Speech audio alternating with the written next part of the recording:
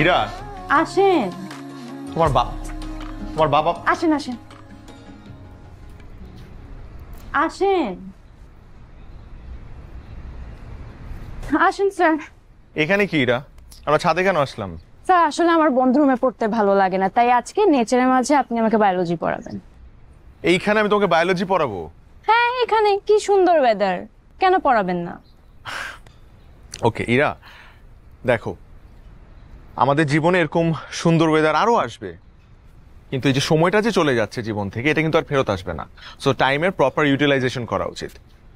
তোমার বাবা আমাকে রেসপন্সিবিলিটি দিয়েছে যে তোমাকে ঢাকা ইউনিভার্সিটিতে অ্যাডমিশন টেস্টে চান্স পাওয়ানোর জন্য। সো এটা কিন্তু আমার দায়িত্ব। হ্যাঁ হ্যাঁ, চলো। এখানেই তো গলদ স্যার। কোনখানে গলদ? সেটা আপনি বুঝবেন না, আজকে আপনি চলে যান। চলে যাব মানে? আমি সেদিনও চলে গিয়েছি, তোমার কথা। আমি আজকে কোনোভাবেই যাচ্ছি না।